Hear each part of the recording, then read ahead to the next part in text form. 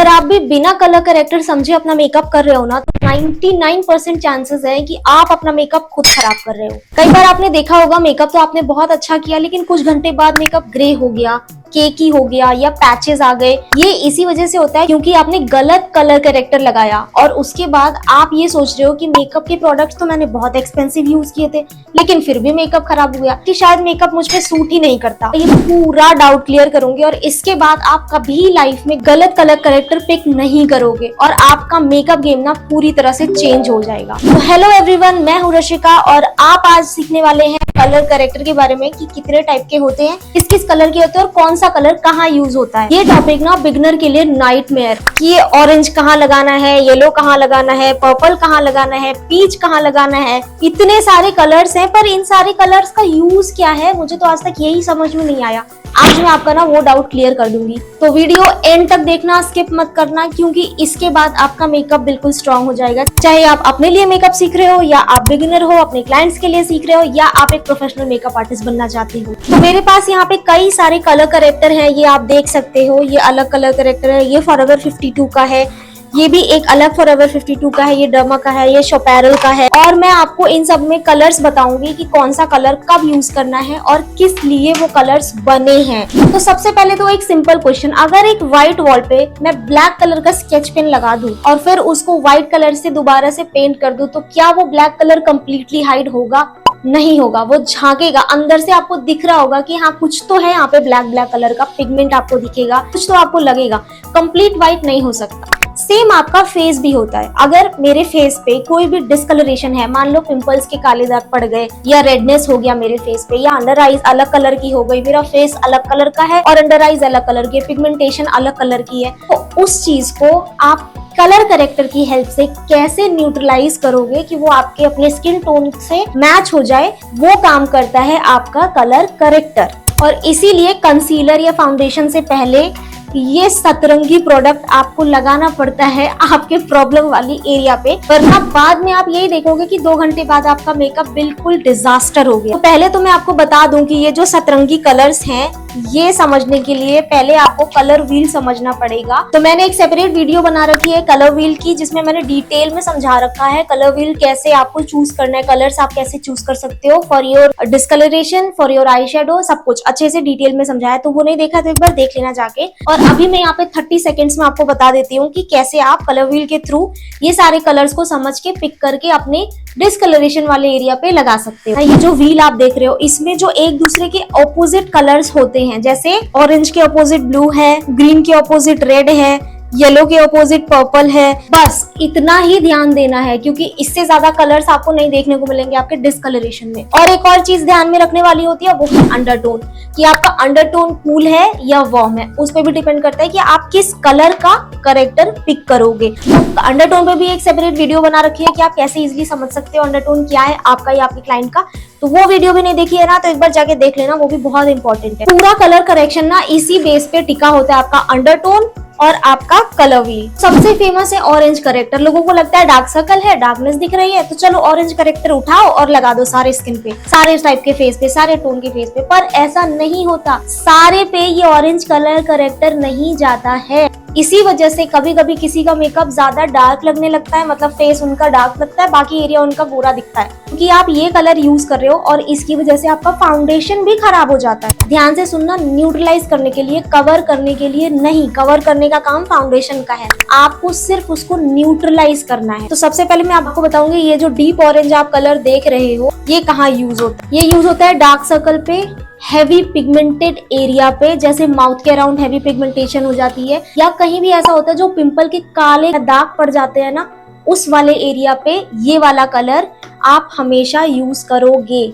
और कोई colour use नहीं हो सकता इस पे। सबसे बड़ी मिस्टेक क्या करते हैं कि पूरे एरिया पे, लाइक आपका यहाँ पे थोड़ा सा आपको दिख रहा है कि हाँ ठीक है मेरा यहाँ पे ब्लैक स्पॉट है, हमें इस वाले कलर से कवर करना है, लेकिन क्या करते हैं वो उसको कलर करते करते पूरा फेस इतना दूर का कवर करने लग जाते हैं। अंडर आईज जो आपकी है ये डार्क है, वो यहाँ से लेके यहाँ तक डार्क कर देते हैं। तो ये नहीं करना है, हमेशा कम क्वांटिटी में ही यूज करो, जितना प्रॉब्लम है बस उतने एरिया को ही कवर करो। उससे ज्यादा आप अगर कवर करोगे तो जो फाउंडेशन है ना वो ऑरेंज दिखने लग जाएगा। संतरा तो दिखना नहीं है आपको अपने मेकअप के बाद, है ना। तो ज्यादा नहीं लगाना है, कम अमाउंट में बस उतने एरिया को कवर कर देना और फिर आपका जो मेकअप होगा वो फ्लॉलेस हो जाएगा। अब बारी आती है ग्रीन कलर की। तो ये ग्रीन कलर कहाँ यूज होता है, कोई भी आपकी रेडनेस वाली एरिया जैसे पिंपल या एक्टिव एक्ने होते हैं ना, तो वो थोड़े थोड़े रेड हो जाते हैं। कई बार आप सेंसिटिव स्किन पे भी देख पाते हो, उनके रैशेस होने की वजह से या कुछ तो ऐसा हो रखा है उनके स्किन पे जो उनके कुछ कुछ एरिया रेड रेड से हो जाते हैं। उसको कैंसिल करने के लिए डायरेक्ट ऑरेंज कलर का कंसीलर नहीं लगाना है। पहले मैं बता रही हूँ, करेक्टर आप ऑरेंज नहीं लगाओगे, उस पे लगाओगे ग्रीन। क्यों? क्योंकि कलर व्हील में हमने पढ़ा था कि ग्रीन के ऑपोजिट है रेड। तो मतलब अगर कोई रेड प्रॉब्लम है तो उसको ग्रीन कलर का करेक्टर ही कट कर पाएगा। बताते हैं हमारा येलो करेक्टर। अब ये येलो करेक्टर कहाँ काम आता है, कुछ कुछ फेस पे आप ब्लूइश या पर्पल कलर का ये वेन विजिबल होती है ये अंडर आईज के पास। जनरली आप देखोगे जो कूल स्किन टोन वाले पर्सन होता है ना, उसके ही फेस पे आपको ऐसे पिगमेंटेशन देखने को मिलते हैं। इट्स नॉट पिगमेंटेशन एक्चुअली, ये एक थोड़ा सा डिस्कलरेशन आप कह सकते हो। फेस पे ये एरिया जहाँ जहाँ लाइट होता है ना, ये वाला एरिया बहुत लाइट होता है। मतलब बाकी फेस का जो स्किन है वो थोड़ा सा थिक होता है, पर ये बहुत ज्यादा थिन होता है। तो इसकी वजह से जो वेन होते हैं ना वो विजिबल होते हैं। लेकिन हमने अंडरटोन में पढ़ा था कि ब्लू या पर्पल कलर का वेन होगा तो वो कूल अंडरटोन की है। उसको न्यूट्रलाइज करने के लिए येलो करेक्टर का यूज किया जाता है। उस पे ना तो ऑरेंज जाएगा, ना पीच जाएगा, ना ग्रीन जाएगा। अगर आप उस पे लगा दोगे ना तो फिर जब आप फाउंडेशन लगाओगे, फाउंडेशन लगाने के बाद आप देखोगे वो ग्रेइश होने लग गया। और आपको पता है कि पूरा मेकअप करने के बाद आप दोबारा से अंडर आई दोबारा से उसको कंसील या करेक्ट नहीं कर पाओगे, क्योंकि आपने सब कुछ सेट कर दिया, पाउडरिंग कर दी, सेटिंग स्प्रे डाल दिया।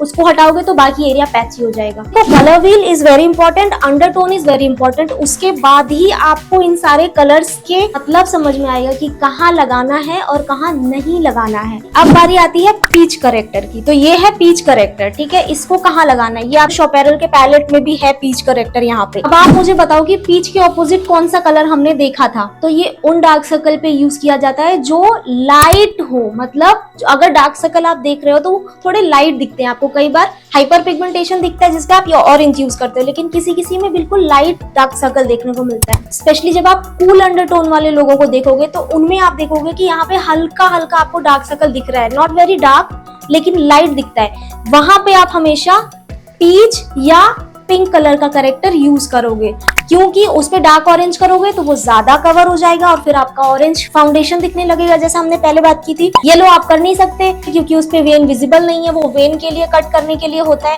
तो ऐसे वाले अंडर आईज पे जिनका कूल टोन होता है लेकिन कोई वेन विजिबल नहीं होती है और हल्की पिगमेंटेशन देखने को मिलती है, तो उस पे आप पीच करेक्टर यूज करेंगे। अब ये देखो, ये पर्पल करेक्टर है, ये कहाँ यूज होता है। देखो बेसिक तो हमने जान लिया, ये सारे कलर्स तो हमें समझ में आ गए कि कहाँ यूज करना है इसको, लेकिन पर्पल कहाँ यूज करेंगे। देखो घबराने वाली बात नहीं है, बहुत सिंपल है। जो आपका करेक्टर होता है ना वो कूल अंडरटोन के ऊपर ही आप लगाओगे, ठीक है। वार्म के लिए ये नहीं बना है, कूल अंडरटोन के लिए ही आप पर्पल यूज करोगे। लेकिन कब यूज करोगे, जब आपको कोई फेस ऐसा देखने को मिलता है ना कि अंडर आईज बहुत थकी थकी सी लग रही है, बहुत ज्यादा डल, मतलब लाइफलेस लग रही है, तो उस केस में आप ये पर्पल करेक्टर लगा सकते हो बहुत कम क्वांटिटी में। इससे क्या होगा, आईज इंस्टेंटली ना ब्राइटन अप दिखेंगी, फ्रेश दिखने लग जाएंगी। तो उस पे अगर आप कोई और कलर लगाते हो जैसे पीच या ऑरेंज या येलो कलर लगाओगे तो वो उतना इफेक्टिव नहीं होगा। बट अगर आपने ये पर्पल करेक्टर ना थोड़ा सा लगाया और उसको अच्छे से ब्लेंड करके फिर उस पे कंसीलर लगाया तो वो एकदम लाइफ दे देगा उस अंडर आई को, एकदम ब्राइट हो जाएंगी। और कभी कभी आप देखते होगे ना कि इंस्टेंट जब बिफोर आफ्टर वाला ट्रांजिशन देखते हो किसी किसी मेकअप आर्टिस्ट का, तो आंखें बहुत डल सी लगती हैं, बहुत थकी थकी सी लगती है और इंस्टेंट एकदम फ्रेश लुक आता है।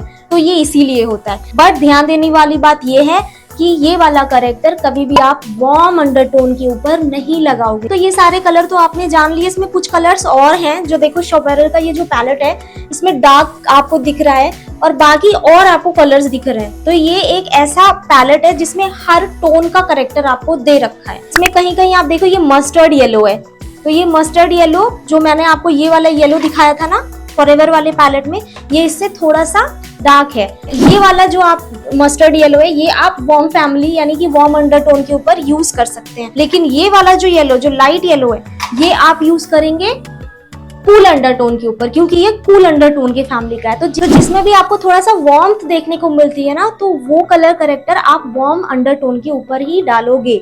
ये चीज आपको खुद देखने में समझ आ जाएगी। अब देखो, इसमें मैं ले रही हूँ वार्म अंडरटोन जो हमने शॉपेरल के पैलेट से ली है, और इसमें मैं ले रही हूँ फॉरएवर 52 का येलो। कौन सा आपको ज्यादा ब्राइट दिख रहा है और कौन सा आपको लग रहा है कि कूल फैमिली का है? फॉरएवर 52 वाला जो है वो थोड़ा सा कूल फैमिली का है, क्योंकि थोड़ा सा कूल इफेक्ट दे रहा है, ब्राइट दिख रहा है। और ये वाला शॉपेरल का जो है वो वार्म फैमिली का है, तो ये वार्म अंडरटोन पे जाएगा। अब बात आती है कि कलर करेक्टर लगाते कब है। तो जब आपका मॉइस्चराइजिंग कंप्लीट हो जाए, प्राइमर कंप्लीट हो जाए, उसके बाद यहाँ से आपका मेकअप स्टार्ट होता है। मतलब आप स्किन प्रेप कर लेते हो, मॉइस्चराइजर, प्राइमर और ये सब की, उसके बाद सबसे पहला स्टेप आपका कलर करेक्टर का ही होता है। तो अगर आपने ये चीज गड़बड़ की, इसकी वजह से आपका पूरा फाउंडेशन ग्रे या ऐशी दिख सकता है। तो इसमें गलती नहीं करनी है। अब मैंने आपको सारे कलर्स बता दिए, और ये जो बाकी के ये कलर्स आपको दिख रहे हैं ना, इसमें डार्क ब्राउन भी दिख रहा होगा आपको, थोड़ा सा और लाइट ब्राउन दिख रहा होगा आपको, कूल टोन में भी जा रहा होगा, कई सारे कलर्स है ना।